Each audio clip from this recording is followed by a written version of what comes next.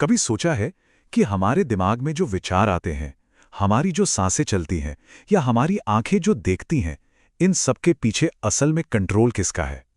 चलिए, आज हम केन उपनिषद के जरिए इसी गहरे सवाल की तह तक जाने की कोशिश करते हैं। इस उपनिषद की शुरुआत ही बहुत अलग है। ये कोई आदेश या ज्ञान से नहीं, बल्कि एक शिष्य के मन में उठे कुछ बहुत ही बुनियादी और शक्तिशाली सवालों से होती है, जो वो अपने गुरु से पूछता है। देखिए, ये सवाल सिर्फ शरीर के काम करने के बारे में नहीं है। नहीं, ये तो हमारे होने के, हमारे अस्तित्व के एकदम कोर में झांकने की कोशिश है।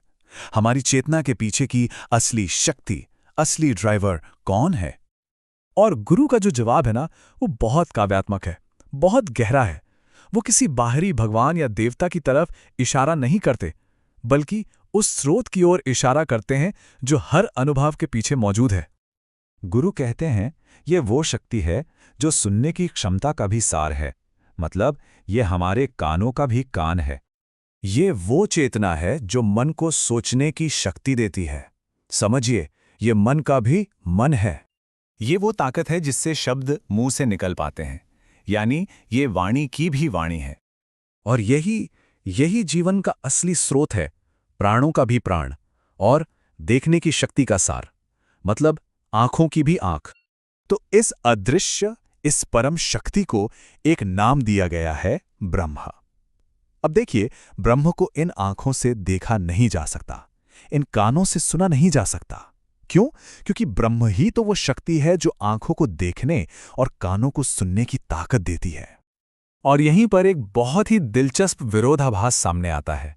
उपनिषद कहता है, जिसे ये पता नहीं उसे ही ये पता है, और जिसे ये पता है वो इसे नहीं जानता। इसका मतलब क्या हुआ?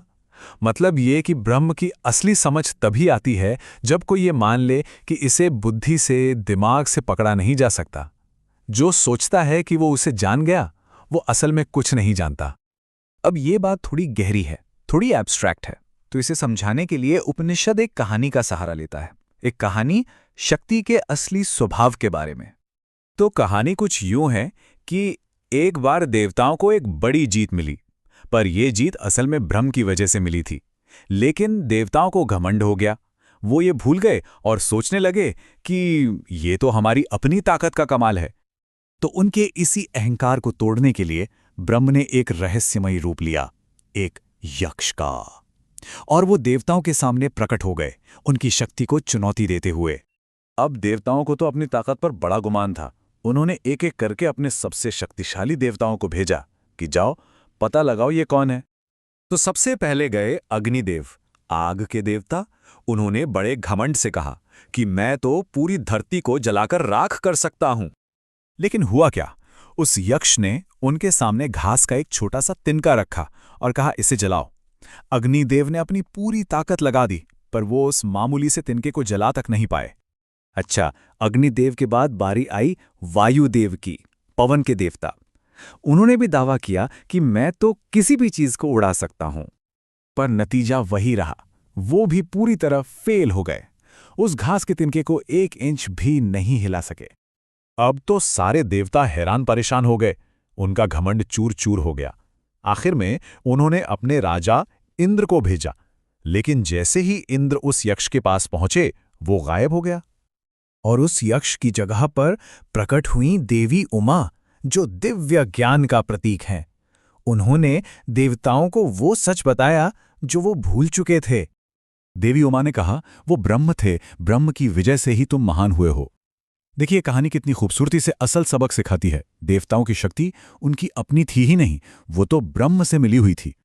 तो बात साफ है, असली ताकत उस गहरी परम शक्ति से ही आती है। लेकिन सवाल ये है कि कोई उससे जुड़े कैसे? तो उपनिषद इसके लिए एक प्रैक्टिकल रास्ता दिखाता है। 3 चीजें हैं, तप, दम और कर्म। तप मतलब अनुशासन, दम यानी अपनी इंद्रियों पर, अपने मन पर काबू, और कर्म मतलब बिना फल की चिंता किए अपने काम को सही तरीके से करना। ये तीनों चीजें एक दूसरे से जुड़ी हैं। और इस रास्ते की नींव क्या है?